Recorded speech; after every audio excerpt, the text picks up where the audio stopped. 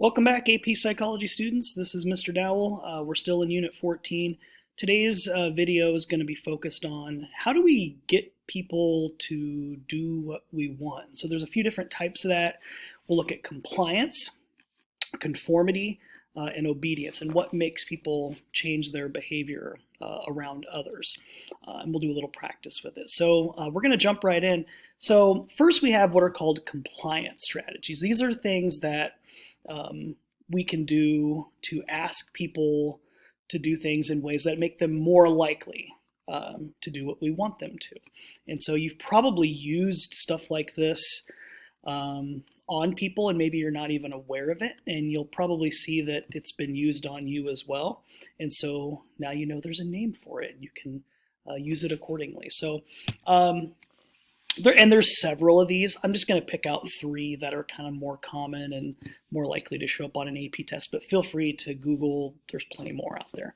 So one, it's called foot in the door technique. And so what you do here is you ask somebody for something and you get them to agree to do it. And then you get them to agree to a larger request. And so what they found is that when people say yes to a smaller request, and then they're asked later on for something else that's bigger, they're more likely to say yes to it if they've said yes to the earlier thing. And so the original study had something to do with, they went to these people's houses and said, hey, can we put these like 6-foot signs in your yard that was advocating for something? And most people were like, no. So most people said no in that situation. But in the other group, they said, hey, can we put this like little 2-3 inch thing like right next to your mailbox? Not a big deal. And they're like, okay, yeah, fine. Most people said yes to the small sign. And then they came back a few weeks later to those same people that they had agreed to have the small sign. And then they asked for the big sign. And what they found is that overwhelmingly the people that had agreed to the small sign were more likely to agree to the big sign than if people had just asked for the big sign to start. So you ask for something small, get them to say yes, and then you get them to agree to something bigger down the road. So, you ask your parents for, $5, and then a week later you come back and you ask for $10, or, maybe you have a person in class and, one day you ask, hey, can I, borrow your pencil for a few minutes, and then the next day it's like, hey, can I have it for the class period? And then, hey, can I have it for a few days and I'll bring it back? And so the requests get bigger and bigger and bigger. Door in the face. So this is when you make an initial request that's more than what you actually even plan to get, and you're expecting them to say no, and then you can kind of make the real request. So like, hey, mom and dad, can I have $100 to go to the movies tonight? $100? What are you talking about? That's crazy. Oh, okay. How about 30? Okay, well, that sounds more reasonable. As opposed to just asking for $30 to go to the movies. And again, they've found that people are more likely to give the $30 if they were asked for something bigger and more outrageous than, if they went straight to the $30. So you make an initial request that's really big, then you move it down to the smaller one. And then lowball. Now this one, it kind of sounds a lot like foot in the door, and don't worry too much about I've got to remember the exact differences. You probably won't see a multiple choice where you got to tell the difference. But here with lowball, you get someone to agree to a request, and while they're doing it, the cost of that request gets bigger. So the difference here is foot in the door are several different requests, and each one gets a little bit bigger. I ask for $5, and then next week $10, and then the next week $20, and the next week $30. With lowball, it's like, hey mom, there's these shoes, they're only $30. Can we go to the mall and get them? Okay, yeah, fine. We get there, they're not $30. Oh no, they're 50. Well, we're already here. Can we go ahead and get them anyway? So the cost of fulfilling the request goes up. I feel like this has been done to me by my wife a few times, where she would say hey, you want to run to the store with me real quick? I just need a couple of things and we'll just get out of the house. And we go and we're shopping, and then it's like, oh, while we're out, can we stop here? And then so what was supposed to be like a 30-minute thing has now become like a 2-hour excursion. And so, the cost of that request got bigger. So you got foot in the door, door in the face, low ball. Again, there's many others, but these are kind of 3 big ones. Think about how you could use each of the following to get your parents to give you $20. And we kind of did that example. So you could kind of create another one too, like how could you use foot in the door and door in the face to get your parents to agree to pay your tuition or to get you to allow you to go to your college of choice. And so see if you can come up with an example of that, and we'll talk about it in class.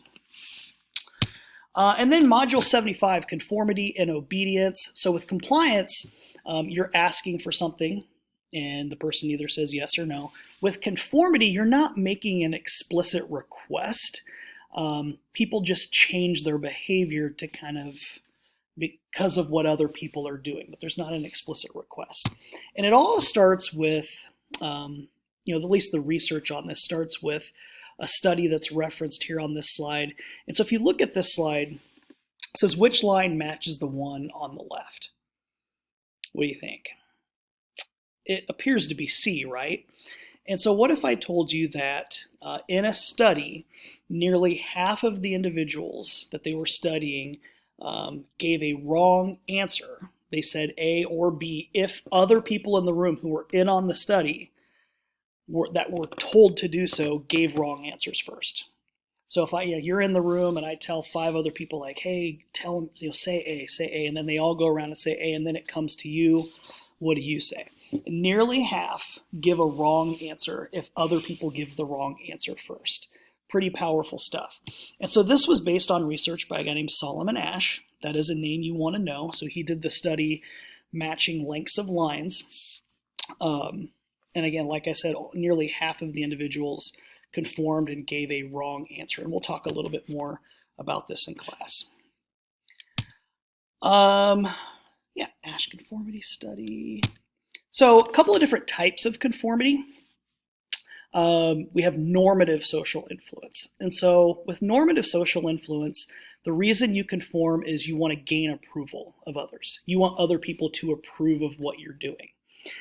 You may not actually agree with what the group is doing, but you want to fit in. You might add that to your notes too. I probably should have put that on the slide, but you do things to fit in. So for me, living in Johnston, I personally don't really give a crap how my yard looks. I don't want it to be like totally ratty or anything, but I'm not like a lawn snob. But I found that I mow my yard enough to not stand out. I don't want to have the rough looking house on the block. So I engage in normative social influence and I mow my yard so I fit in with the rest of the houses on the block. Even though personally I don't really care that much. Informational social influence is when you actually change your opinion. So if you're given information, like you have a certain opinion, other people are then doing something different and you're hearing things about why they're doing it, you're like, they might have a point. And so you change your mind and you go along with it. If maybe I hear my neighbors talking about the benefits of mowing their yard and why it's good to mow it this time and that time, and I'm like, oh, okay, well, they got a point. I guess I should mow it more. And then I would be engaging in, I would be influenced by informational social influence. So those are kind of the 2 main types of conformity. These are just some factors that make it more or less likely that we conform.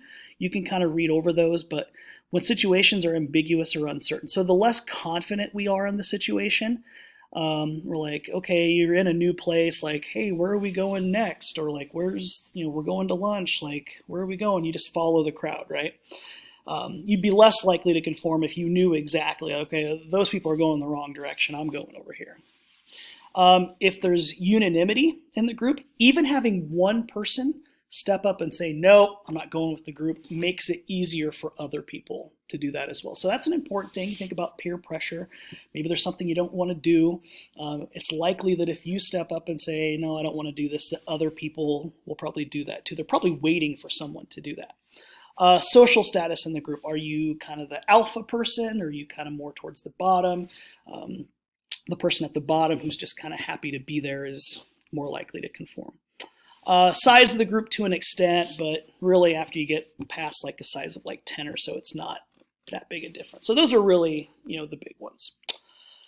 And then the Milgram experiment, we're talking about obedience here. So obedience is when an authority figure tells us to do something and we go along with it. And so we're going to talk more about the Milgram study specifically in class, but make sure you know the nuts and bolts of this. But again, we'll talk about it in class. But the factors affecting obedience, the prestige and authority, how prestigious the authority figure is. Is it someone who's well respected or someone that's not very well respected?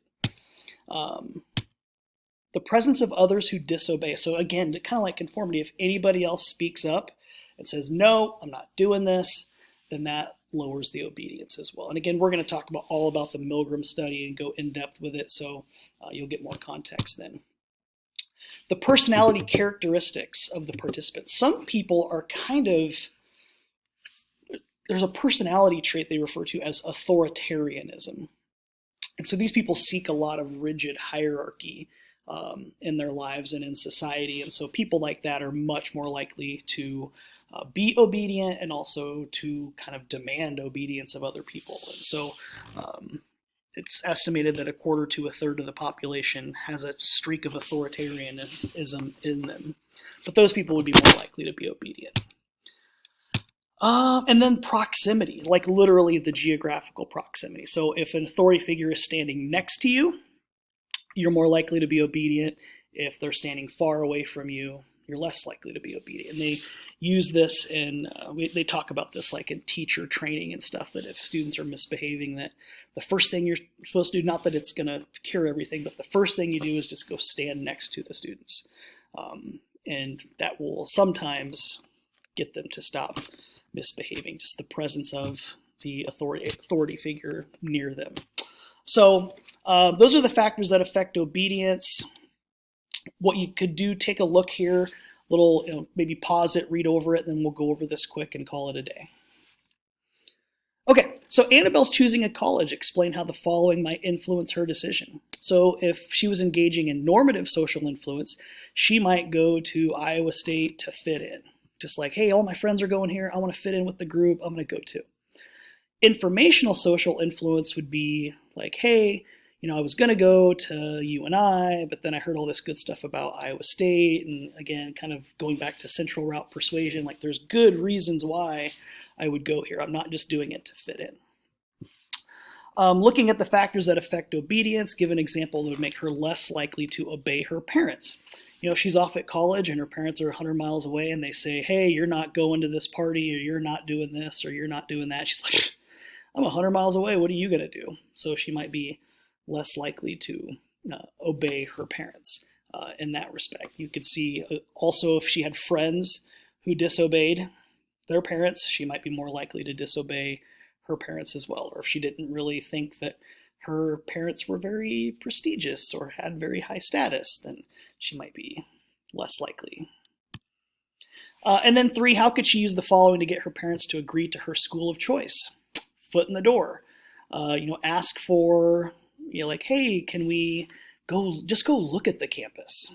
And hey, can you just pay for the application fee? Oh, hey, and then you start asking for the bigger stuff and you move up that way. Lowball. Again, kind of sometimes these cross over a little bit with foot in the door, but again, ask for something small and the size of the request gets bigger. Like, hey, I want to go to this school, and they say the tuition is only $10,000. And then you get all the paperwork filled out and everything. You're like, oh, turns out it's actually $20,000. Oh, can I still go there? So you could have that. And then door in the face, like, hey, mom and dad, can I go to the most expensive school in the world? $100,000 a year? No? Okay, how about this one that's $50? Oh, okay, good. So those are some sample answers you might might be able to use. I'm running low on time. Thanks for listening. We'll see you in class. Thanks, guys.